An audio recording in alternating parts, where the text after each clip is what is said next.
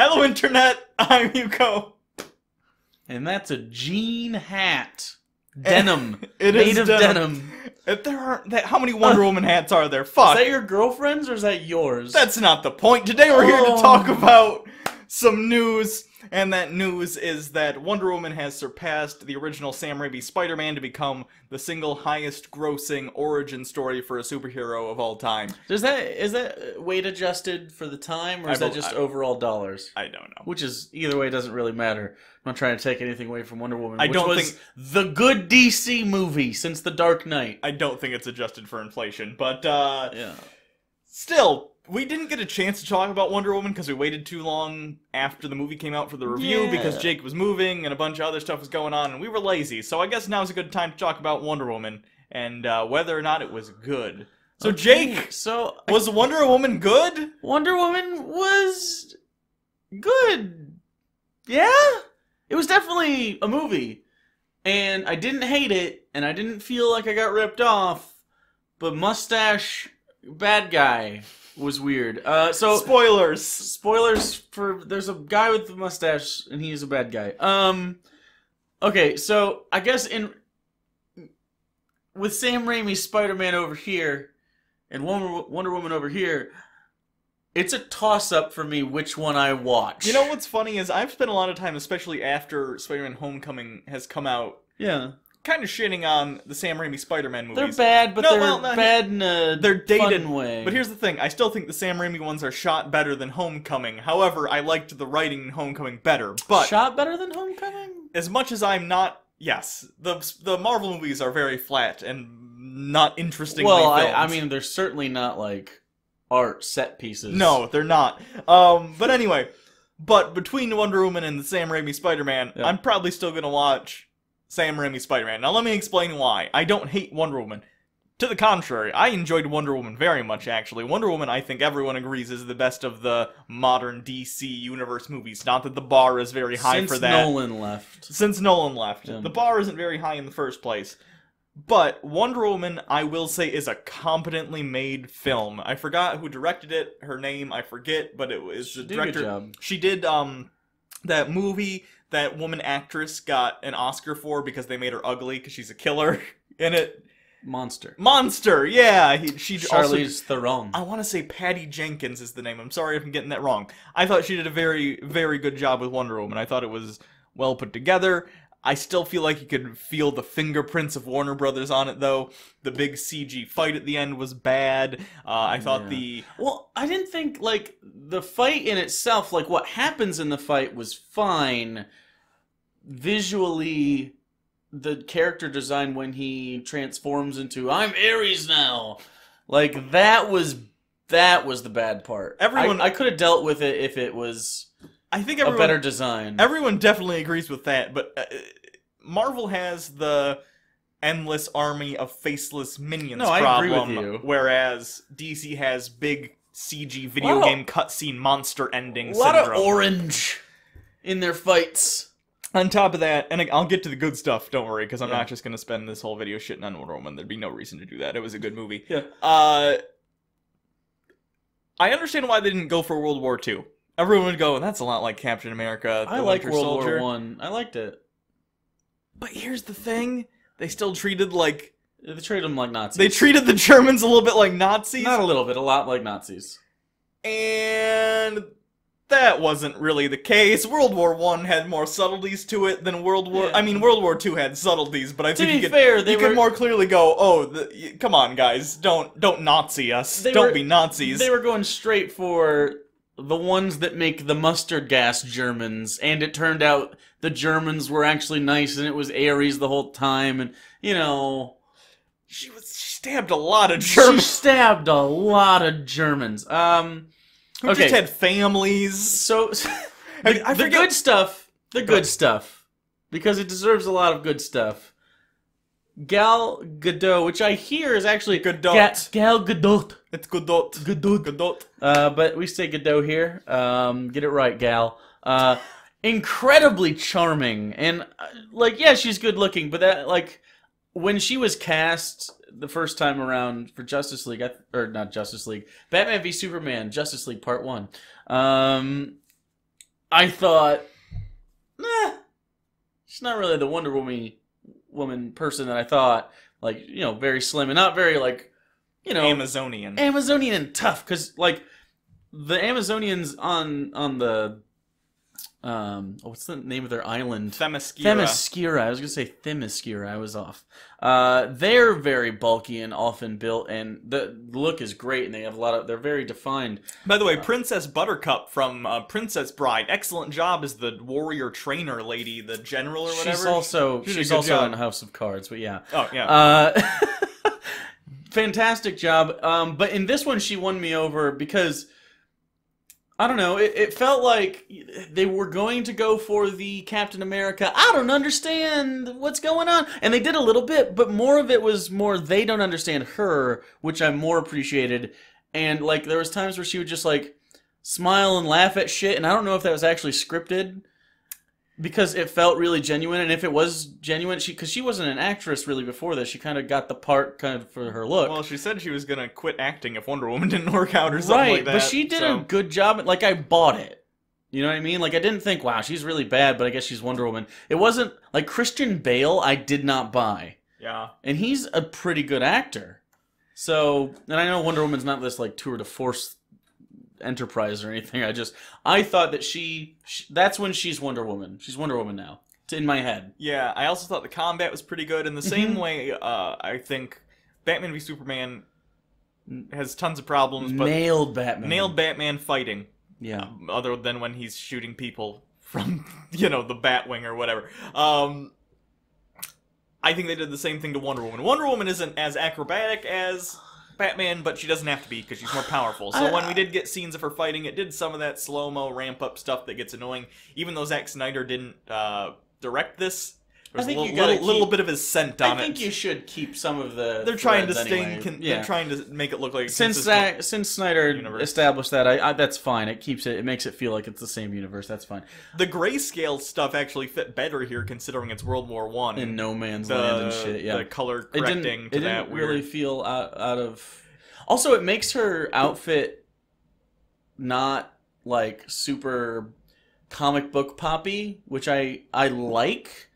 But again, once we're back doing Justice League, it's going to feel really washed out. But I really like her fighting style in general. We got a little sneak peek of it in Batman v Superman. I thought she was a good part of that fight. But again, that fight was so schlocky and, like, really bad CG, it was like, ugh, I don't want to watch it. Mostly because Superman, let's be real. But, well, Doomsday was the big culprit, but because Superman has to be there, you have to have Doomsday be able to do stuff like that, and which made it shit. But I like the use of the sword, and the moment when she just runs straight into the firing in No Man's Land. That's a really cool moment, and it visually looks nice. And they did the slow-mo thing, where she's hiding behind the shield and shit, but it felt... I couldn't tell if it was bravery or she just didn't understand, or both. Well, here's what I liked about the characterization of Wonder Woman compared to, like, a Superman. And again, so many people have pointed this out. We're late on the review. But she's essentially embodying a lot of what Superman should have been in the universe, and that is... I need to help these people. I need to help them. A thing Superman has, like, never vocalized once, or there was not even, like, a look, like, feeling, like, this sense of responsibility. I mean... Kevin Costner dad said that once. I guess. It never comes... Then he got eaten by a tornado. If they were trying to get that across in Man of Steel or Batman v Superman, they failed spectacularly in a way that this movie succeeded, because I felt Wonder Woman... Even if she was a little naive, she wanted to help people and her heart was in the right place. And even though she can't save everyone and save the world, she's gonna try. And that's kind of the whole Yeah, I think that might be why she came across as so charming, too. I think that kind of builds on her character. That is a big problem with Man of Steel. And, well, the Man of Steel in these movies is... they don't write him. They just kind of like, go Superman. It's like they expect... the audience's previous knowledge of Superman to be enough to make you think, he's a symbol of hope! Like, well, no, but this is a new version of that. You don't get to just, bank off of our personal experiences and connections to a character. That's not how a movie works. And I mean, to be fair, they're making him not as idealistic, and Batman's also not that. And that would be fine if they wrote it competently to tell you, the audience, these are the heroes you know, but they're not this ideal that we think of them. They have layers that, and they make mistakes, and that's fine. But they don't write it the way it needs to be written if you want to do that. The comic book philosophy of DC and Marvel are very separate in their initial. DC is tended to be, and I know there are outliers and stuff, but DC tends to be the superheroes that you look up to, the literal gods, you know, and then there's Batman, Superman. But even Batman is this ideal. Bruce Wayne is not a real person in any way, shape, or form. He is a super ninja genius computer, you know, whatever. Sure. And I think the writers of Batman specifically in DC, though, have gone and turned that on its head and been like, there's flaws in that, but I agree with you otherwise. But Marvel's philosophy has been more, what if real people were superheroes? That's why Spider-Man's all fucked up and, you know, has problems. And I'm talking, like, back to the 60s, not just modern. You know, oh, Iron Man, he's an alcoholic. You know, it's, what if real people were superheroes? So it seems like in the movies, DC is trying to Marvel their heroes and take these ideal, you know, but they don't archetypes form you well and humanize them, but they're doing a bad job of combining the humanized, like, flaws with that ideal form that we all think of. You know, when we think Superman, do-do-do-do, look up in the sky, it's a bird, it's a plane, it's Superman, and trying to combine that with 21st century. How do we deal with that in a mass media 24-hour news cycle society? It's failing. In his first ever story, he solves a murder. Is it? Yeah, he just is like, here's the person that did the thing, and they're like, thank you, Superman! And he doesn't really do things. I don't know. If you're gonna write Superman, and I know this kind of turned into a Superman thing for a second, but this will come back around, I promise. Well, I think it's because the characterization they took the conceit of Wonder Woman from its original interpretation and made it work in the 21st century. Yeah, that's what I mean. I'm saying, like, if you're gonna do that, if you're gonna write it, have scenes with Superman seeing people that you and I know, the audience knows he can save and he chooses not to, and it's a reluctant hero story. That informs why he is more reckless when he actually unleashes his power, because he probably hasn't been doing it. And then you have actual dialogue with the actual character talking with his mom or his dad. Like, his dad died because he wouldn't let him save him. Have that be some sort of, like, I'm not supposed to save people sort of thing. Or maybe his dad have him be like, Clark, I never want you to use this. And he, as a memory thing, he tries to not. Well, he did say that. I know, but like, really say it. Don't just have Kevin Costner in a really terribly edited flashback do it. I'm saying it has to have a meaningful conversation between the two of them. It has to be a scene, not Kevin Costner saying wisdom and then Superman going, okay.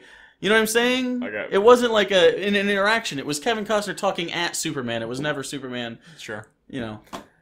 It was the bully analogy. I understand. It's stupid. So, but because of Wonder Woman, the way they decided to do it was everyone's telling her not to, and she's thrust into a situation where she has to, and she wants to, and so it makes her feel heroic. It doesn't make her feel shitty. And then for the Batman thing, you just needed like 5 minutes tacked on to the beginning of that, where it has like a montage of like, and you could even have like first year Batman outfit, and it's just like during the credits you can see him like slowly becoming disillusioned with fighting crime on the street level. Sure. And you can understand why he's so fucking brutal and stops giving a shit if he kills people, especially if you inform the audience that Jason Todd gets murdered by the Joker, but we all have to infer it, and so it feels odd when we see Batman, who we know doesn't kill people, is killing people. I would have montaged the beginning, and then finally, and have the Jason Todd death, but then maybe he has a discussion with Alfred, and Alfred's like, you can't let this get to you, sir, and maybe Batman even seems like he's about to be like, you're right, but then maybe news turns on. Joker doing a thing. Oh, no, I was going to say that, and that's how you get into that's Zod how you get fight. Into the Zod fight. Maybe he's like, I can't. It turns out the Jason Todd thing and that happened very close together, and that's what makes him snap. I don't know. You need to juxtapose normal, what we consider Batman, with what is Batman v You Superman have to show Batman. that on screen and show that there was a transition. Yeah. You can't start the transition, which is like, it's fine if you would establish that at any point with any dialogue, even middle of the movie, if you have, like, it. I don't know, have him sit down with Gordon, even though I know Gordon wasn't cast yet, which is stupid. Have him sit down with Gordon, and Gordon be like, what are you doing? You used to be this, and this. You used to stand up for shit. And then have Bruce / Batman go, I can't do it anymore. They win when I don't follow through. Sure. That's a good discussion about Batman the character. And I'm telling you, this is why Wonder Woman was good, because they had the discussion about the character with the character. The whole thing, the whole arc is about she wants to be a hero, and then she ends up being one. And, like, what actually is a hero? Because Chris Pine is also a hero, probably a bigger one than her, and he doesn't have any powers. And that's a good way to do it. By the way, he was great. His and her chemistry was excellent. Yeah. The whole movie. Normally, romances and stuff it's annoying. Even Pepper Potts is annoying because it's Gwyneth Paltrow.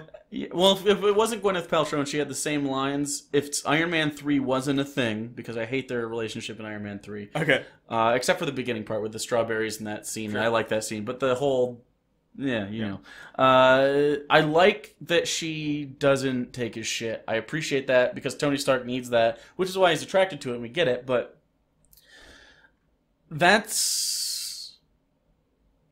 Chris Pine and Wonder Woman are the opposite of Lois and Superman. They are! Oh my god! It's a relationship I believe. I want them to be together. It makes sense why they'd get along. Right! Like, man. Don't just have Superman with Lois because that's what we all know. You can have Lois be a character and Superman be a character and them not be a thing. Well, you can Jim and Pam the shit out of that for 3 movies. They, in the comics right now, I think, or maybe I'm thinking, because... He leaves at one point. I haven't read any of Rebirth because they did a whole reboot-ish thing again where they kind of tweaked stuff from New 52. At some point, him and Lois were never together, and he's with Wonder Woman. That makes sense. He's with Diana sometimes. So, I don't know which iteration they're on in the Flashpoint, he's with Diana. There are actually 2 Supermen in that universe at the time. There was the one from New 52, and then the original Superman, pre-Crisis Superman were in the same universe. Am I mistaking Injustice with Flashpoint? You might be. Because I know in Injustice, he's definitely with Diana. After Lois dies. Yeah, but that's separate from what I'm talking about. Right. Anyway, Wonder Woman. The side characters I thought were also the side characters are pretty good. I like the idea of that one of them has PTSD and they kind of don't talk about it they don't, for a little while. I mean, that was before PTSD had a name. I know they're not going to say he has PTSD, but I mean, we understand it. Yeah. I'm just saying, like, oh, he's the sniper. We get the sniper, and then he's totally doesn't work out. Yeah. That's fine. I actually liked that. I appreciated the little scene. It was a little almost too glossed over to the point where I thought, they just slapped that in there last minute. But the graying of the lines which was cool, where Wonder Woman was talking to the Native American. Oh, yeah. And he was talking about stolen land, and he's like, yeah, his people stole mine, pointing at Chris Pine. And it's like, oh, thank you for acknowledging, like, this is kind of a gray, like, there are gray areas. It's good. Okay, cool. Yeah. And also at the end, like, the Germans, a lot of them, like, snap out of it, so to say. Yeah. Which I buy because they were in the direct vicinity of Ares, but, like, that war still happens, and then World War II happens later with the same... So, I don't know if Ares is supposed to come back. What I would do for the sequels to Wonder Woman, because I think it's more interesting when she's separated from the Justice League. She's the character I like the best so far out of this universe. I thought, really, she was going to think it was Ares, and it was just men the whole time. That's a better ending. I think that would have been a better ending, and there is no big CGI fight. It's her just realizing, you can even have that guy that played Ares without the CGI fight, and just have him go, I hadn't done anything. I've just been here watching. Like, I legitimately have not affected this at all. This is just who they are. Maybe. And I think, because Chris Pine's character was basically under the assumption that sometimes we're just bad. Like, I'm bad. I know I'm bad. Like, and those are really good scenes, and Chris Pine delivered the shit out of them. I'm not a huge Chris Pine fan. I think he does fine as Kirk. It's fine. It's not great. It's fine. Yeah. But this was probably his best acting in an action movie that I've seen, because he had some range. I mean, they had their little tryst thing, whatever. He was a lot of fun in Into the Woods, but that's a musical and not an action movie. But he was fun in that. Well, he's fun in almost everything. I mean, I've seen him do a bunch of stuff. I bought his character being kind of a bad guy who wants to turn it around, but kind of makes decisions that are pragmatic rather than moral. Sure. You know what I'm saying? I bought that. And I also bought that he had actual feelings for Wonder Woman, and it wasn't just this Chris Pratt, Jurassic World romance that was shoved onto us. So, anyways, we really like the movie. If you haven't seen Wonder Woman, we spoiled the whole thing. Go watch it. I will watch Wonder Woman more than once. Yeah, I'll watch Wonder Woman's movie. I'll watch every once in a while. I'll probably own Wonder Woman at some point. Yep. I don't own Batman v Superman or Suicide Squad or. I won't own Suicide Squad is the worst. I think Batman v Superman, the extended director's cut, if you take it out, it is a watchable movie. It's really long, but it's watchable. But I saw the original cut first, and so it sours over time with me. But the Batman is so fucking good in that. There are a couple scenes I could watch from Batman vs. Superman on YouTube, and I'd be like, okay. Yeah. It's too much. It's not worth getting through all the hay to find the needle. Does that make sense? I suppose. It's more like a bunch of needles to find a hay. Whatever. It's a metaphor. You get the idea. But yeah, Suicide Squad, I literally... Actually, this was a couple weeks ago. I sat down and I thought... Okay, it's been Give it a shot. Quite a while since I've seen Suicide Squad. We've all made the jokes, the Oscar-winning Suicide Squad and everything. But the extended cut's out. I'll sit down and I'll actually try and watch it and give it another shot. Was the extended cut extended at all? I didn't watch it. It's up by like 10 or 15 minutes. The Joker stuff? I got 30 minutes in and I was like, I was right. Nope, I did not overreact on this one. This is an unbearable fucking mess of a film. They do like 3 intros to characters. It's weird. They didn't do intros for all the characters either, and then they tried to do that thing where they had like songs over top. And Will Smith annoys me more every time I watch it, because every time I'm more convinced it's just Will Smith waiting to cash that check. Will Smith could have been a good character in that, but they Will Smithed it. Or he Will Smithed it, and they were just like, fuck it, it's Will Smith. Who's hiring Will Smith at this point thinking, yes, this is a good idea? I guess so. Anyway, that's it. Yeah, Tom Cruise still makes good movies, though. You know what I mean? Yeah, The Mummy was great. That's not what I'm not talking... Clearly, I'm not talking about The Mummy. I'm saying he still has more hits than misses. What the fuck is Will Smith doing? Was Jack Reacher a hit or a miss? The last Mission Impossible was fine. I didn't see it. Edge of Tomorrow. Edge of Tomorrow, well, no, that's Live, Die, Repeat now. Whatever. Which is a really good sci-fi movie you should watch. Oblivion. I like that one. Was Morgan Freeman the bad guy in that one?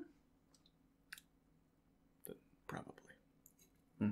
Anyway, I guess that's it. We enjoyed Wonder Woman, though. Days of Thunder. He's a race car driver in 1987. Who's gonna name? Risky Business. Top Gun. Cocktail. Rain Man. 447 toothpicks. Okay, anyway, we're done. That's it. That's all the Tom Cruise movies I can think of. That's I all feel of really them. bad now. Mission Impossible 1, 2, and 3. I know I'm not counting the Day and Night. Is that a thing? It was Interview with a Vampire. Boom! We did it! God damn it!